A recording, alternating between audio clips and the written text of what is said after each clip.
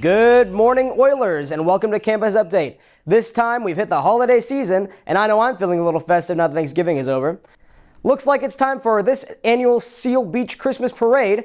This year, APA is continuing their yearly tradition of participating in the parade with magnificent floats made by our own techies. But what's a float without performers? Coming to town. Santa Claus is coming to town. Santa Claus is coming. Folks from all APA departments are going to be singing, dancing, and spreading holiday cheer this coming Friday. So if you want to support us at APA, swing by. It's also a great chance to see other festive floats and kick off this holiday season right. On some sports news, Trent has some announcements regarding track and field. So, you athletes, pay attention. Attention all athletes. Track and field season starts in spring, but now's the perfect time to get involved. The track and field team will be holding a parent meeting on December 3rd at 6:30 p.m. via Zoom. Talk with the track and field coaches to get more info on ways to be involved. Cross country recently put themselves out there in the pouring rain and mud, pushing through and winning a spot at CIF finals. Congrats cross country runners and good luck out there. Looks like our sports teams have been doing great. Football season just wrapped up with a nice bow and memories that will last a lifetime. Santino, take it away.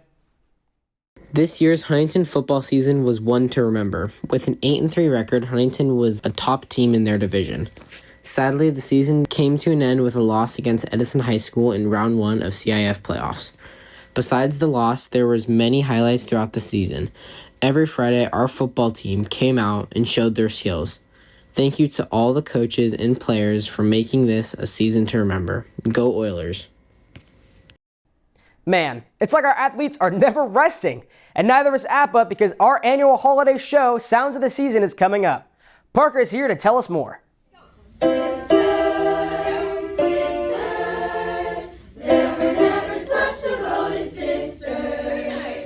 It's that time of year again. Sounds of the Season is here.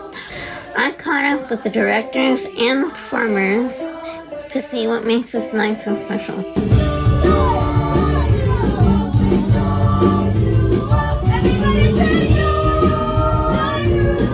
Sounds of the Season is a really cool show here at APA because it's an orchestra show, but we also get all the departments involved. So dance, musical theater, acting, MMET, costuming, everyone's involved. So it's one of those special moments where all of APA comes together to put on a show. Well, we have everybody involved, which is really exciting for me as a new teacher this year. I get to see how all the other departments get to work together to put on a really awesome show. So I'm really excited to see what all the other departments bring, along with our musical theater program, to make a really awesome holiday experience.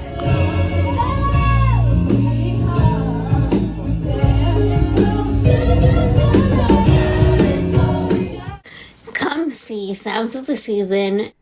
That storm a few weeks ago was pretty crazy, right? I hope you all had fun in our long-needed rainy week.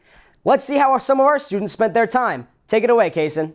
We've had some unexpected rain here in Huntington Beach. Let's see what our Oilers have been up to while it hasn't been so bright and sunny. Yeah, I painted an abstract painting in the rain. It's pretty fun.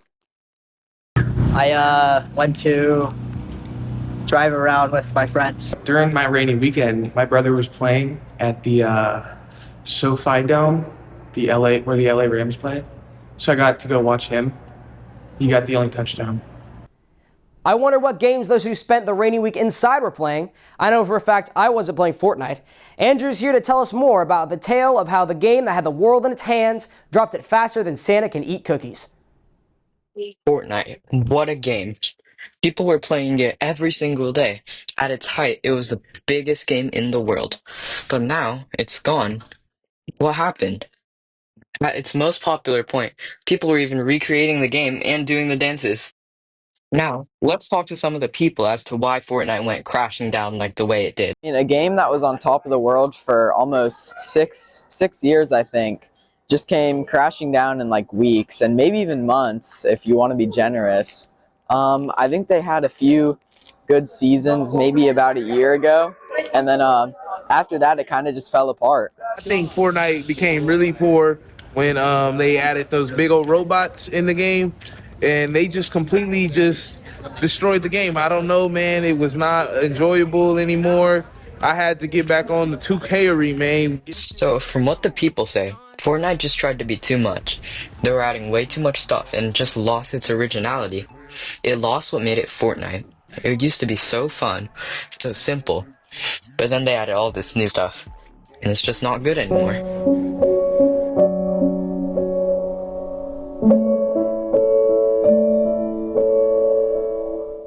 If late gaming nights aren't your thing, check out the new Sky Zone at Bellaterra. Bouncing away, Anthony.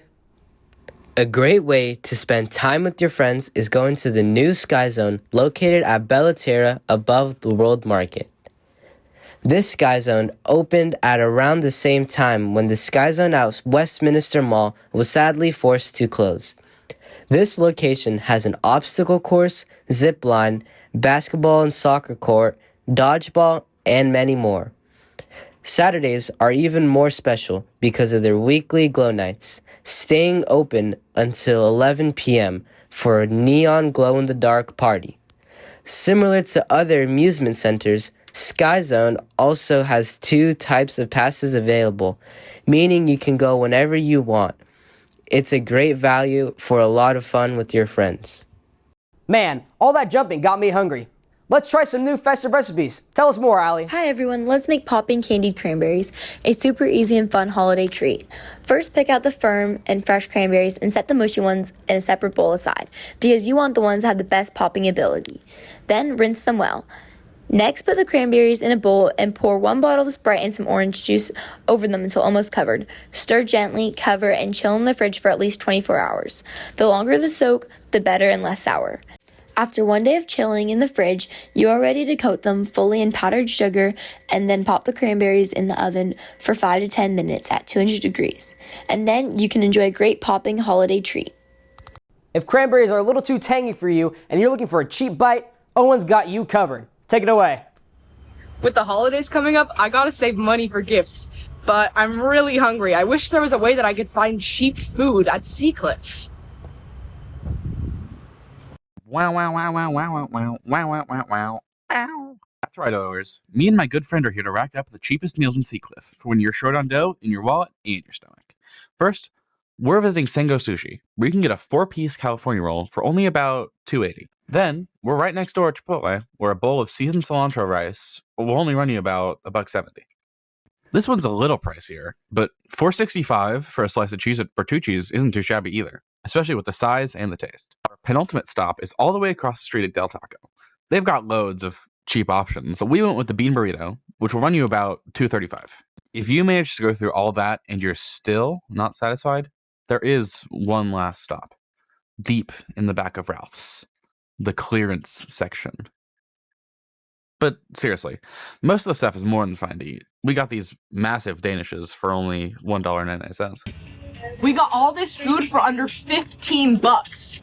Let's dig in.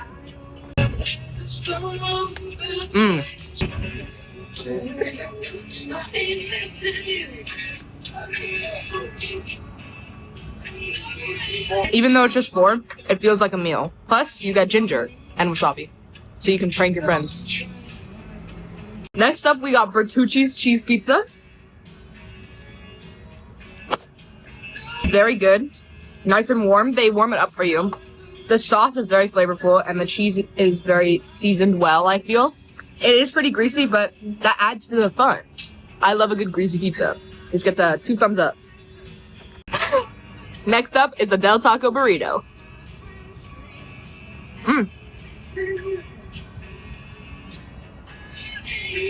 For your chance to win your way in. I'm nice and stuffed for that meal, but I always have room for dessert. Slash rewards coming up. Your next chance at our Coast 103.5 private. This is very good. The bread is not stale. You think it would be because it's like gonna expire soon, but it's not. It's a delectable flavor. I'm gonna give this 2 thumbs up. Every election matters. This was all really good, especially for the price. I can definitely see myself coming back to some of these restaurants if I'm ever in need of a quick bite.